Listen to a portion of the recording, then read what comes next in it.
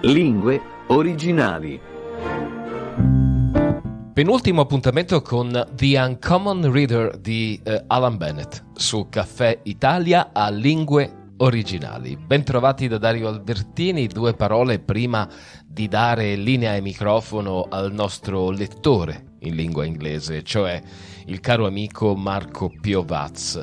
Dicevo, siamo al penultimo episodio. Col mese di febbraio completeremo questa lettura. Io vi ricordo che di The Uncommon Reader di Alan Bennett c'è la versione in lingua italiana pubblicata da Adelphi, la trovate in tutte le librerie fisiche e online. Umorismo inglese nell'interpretazione secondo la penna e l'estro creativo di Alan Bennett da parte della regina Elisabetta II di Inghilterra. Insolita lettrice, perché Alan Bennett ce ne propone una versione inedita, cioè quella di una sovrana che non legge e scopre la lettura per caso. Quindi è una garbata, è una garbata parodia della figura della regina recentemente scomparsa.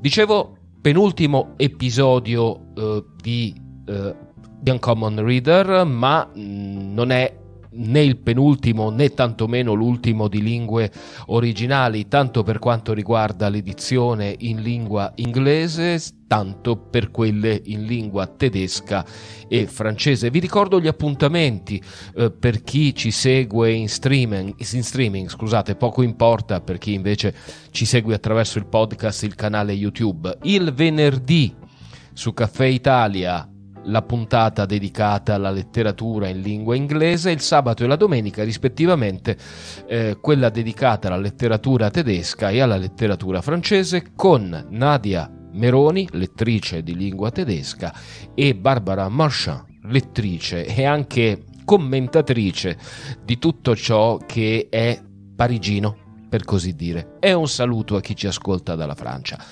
La linea e il microfono a Marco Piovaz per il penultimo estratto da The Uncommon Reader, la sovrana lettrice di Alan Bennett.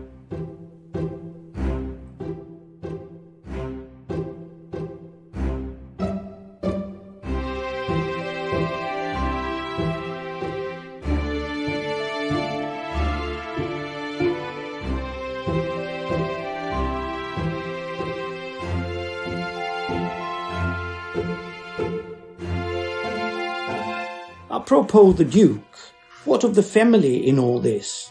How did the Queen's reading impinge on them?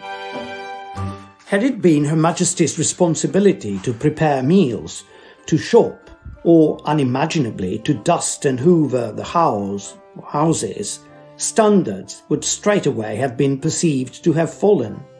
But of course she had to do none of these things. That she did her boxes with less assiduity is true, but this didn't affect her husband or her children.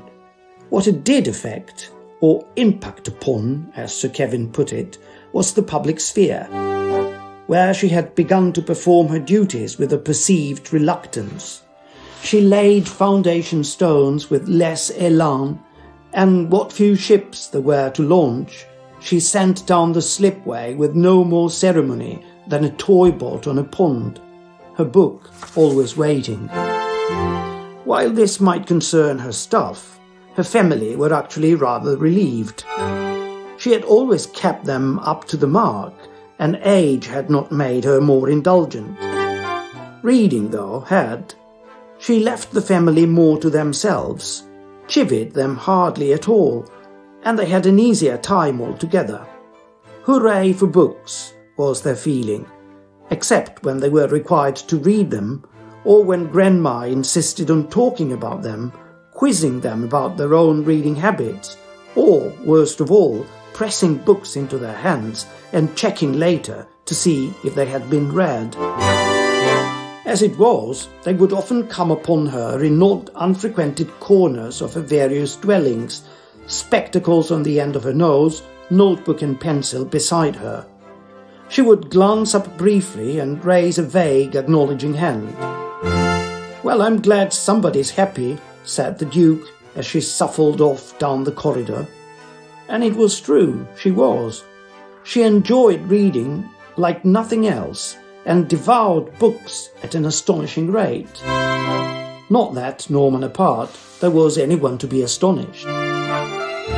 Nor initially did she discuss her reading with anyone, least of all in public, knowing that such a late flowering enthusiasm, however worthwhile, might expose her to ridicule. It would be the same, she thought, as if she had developed a passion for God or dahlias. At her age, people thought, why bother? To her, though, nothing could have been more serious, and she felt about reading what some writers felt about writing, that it was impossible not to do it, and that at this late stage of her life she had been chosen to read as others were chosen to write.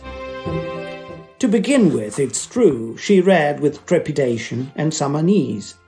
The sheer endlessness of books outfaced her, and she had no idea how to go on.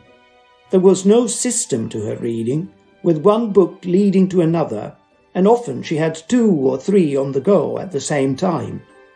The next stage had been when she started to make notes, after which she always read with a pencil in hand, not summarizing what she read, but simply transcribing passages that struck her.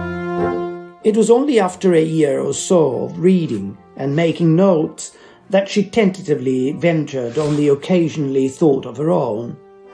"I think of literature," she wrote, "as a vast country to the far borders of which I am journeying, but cannot possibly reach. And I have started too late. I will never catch up."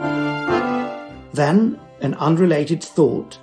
Etiquette may be bad, but embarrassment is worse. There was sadness to her reading, too, and for the first time in her life, she felt there was a good deal she had missed. She had been reading one of the several lives of Sylvia Plath, and was actually quite happy to have missed most of that, but reading the memoirs of Lauren Bacall, she could not help feeling that Miss Bacall had had a much better bite at the carrot, and, slightly to her surprise, found herself envying her for it.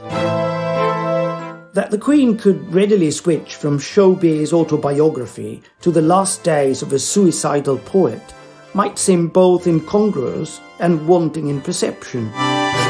But certainly in her early days, to her all books were the same, and, as with her subjects, she felt a duty to approach them without prejudice. For her, there was no such thing as an improving book. Books were uncharted country, and to begin with, at any rate, she made no distinction between them. With time came discrimination, but apart from the occasional word from Norman, nobody told her what to read and what not. Lauren Bacall, Winifred Halsby, Sylvia Plath, who were they? Only by reading could she find out.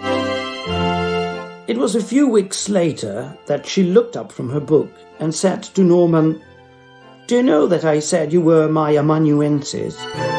Well, I've discovered what I am. I am an opsimat." With the dictionary always to hand, Norman read out, "Opsimat, one who learns only late in life."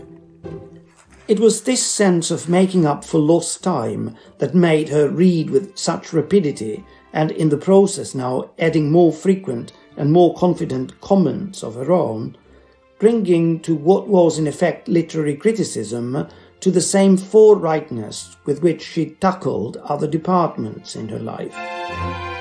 She was not a gentle reader, and often wished authors were around so that she could take them to task. "Am I alone," she wrote, "in wanting to give Henry James a good talking to? I can see why Dr. Johnson is well thought of, but surely Much of it is opinionated rubbish. It was Henry James she was reading one tea time when she said out loud, "Oh, do get on." The maid, who was just taking away the tea trolley, said, "Sorry, ma'am," and shot out of the room in 2 seconds flat. "Not you, Alice," the Queen called after her, even going to the door, "not you." Previously, she wouldn't have cared what the maid thought, or that she might have hurt her feelings. Only now she did, and coming back to the chair, she wondered why. That this access of consideration might have something to do with books, and even with the perpetually irritating Harry James, did not at the moment occur to her. Though the awareness of all the catching up she had to do never left her, her other regret was to do with all the famous authors she could have met but hadn't. In this respect, at least, she could mend her ways, and she decided, partly at Norman's urging, that it would be interesting and even fun to meet some of the authors they had both been reading. Accordingly, a reception was arranged, or a soirée, as Norman insisted on calling it. The equerries naturally expected that the same form would apply as at the garden parties and other large receptions, with the tipping off of guests to whom Her Majesty was likely to stop and talk. The Queen, though, thought that on this occasion such formality was misplaced. These were artists, after all, and decided to take pot luck. This turned out not to be a good idea. Shy and even timid though authors had generally seemed to be when she had met them individually, taken together they were loud, gossipy, and though they laughed a good deal, not, so far as she could tell, particularly funny. She found herself hovering on the edge of groups, with no one making much efforts to include her, so that she felt like a guest at her own party. And when she did speak, she either killed conversation and plunged it into an awful pause, or the authors, presumably to demonstrate their independence and sophistication, took no notice at all of what she said and just went on talking. It was exciting to be with writers she had come to think of as her friends and whom she longed to know. But now, when she was aching to declare her fellow feelings with those whose books she had read and admired, she found she had nothing to say. She, who had seldom in her life been intimidated by anyone, now found herself tongue-tied and awkward.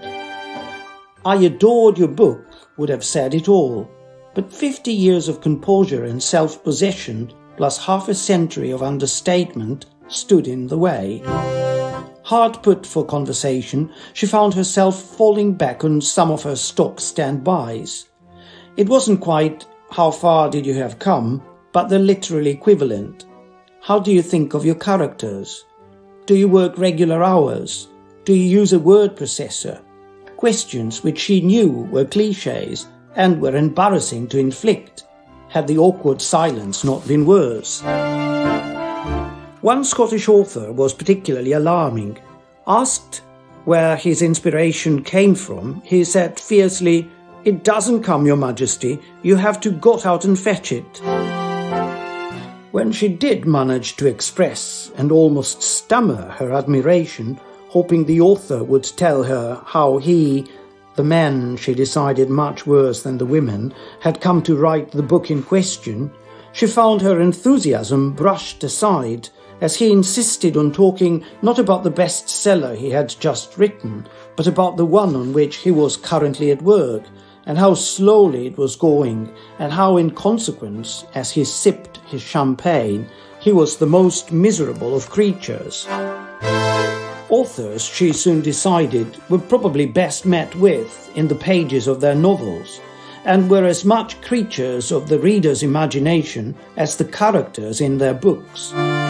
Nor did they seem to think one had done them a kindness by reading their writings. Rather, they had done one the kindness by writing them.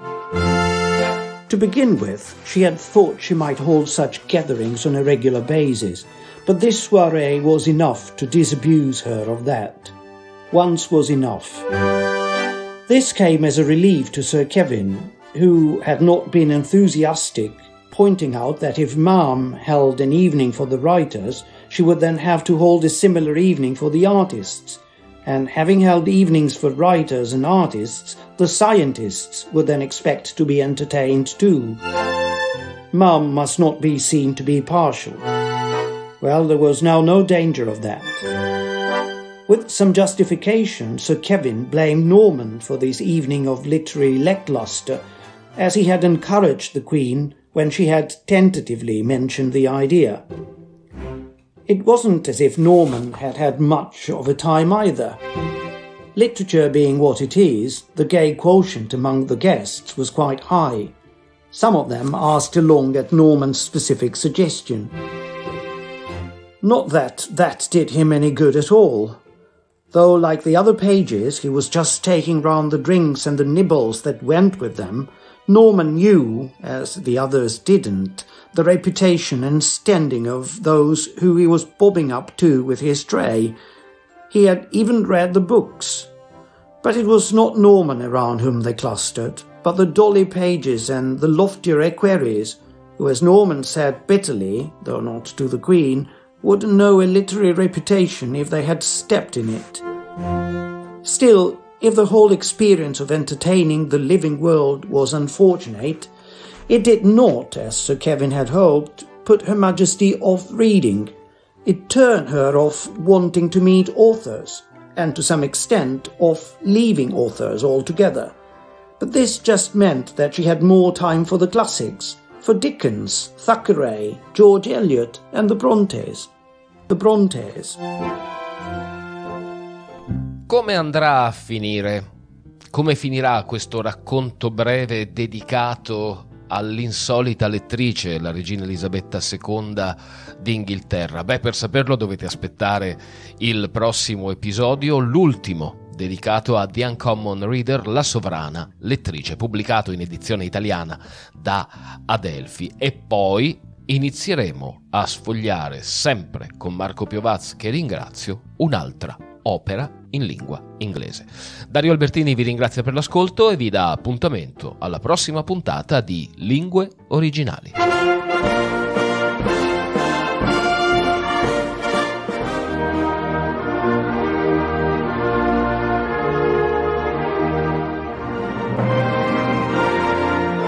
Lingue Originali.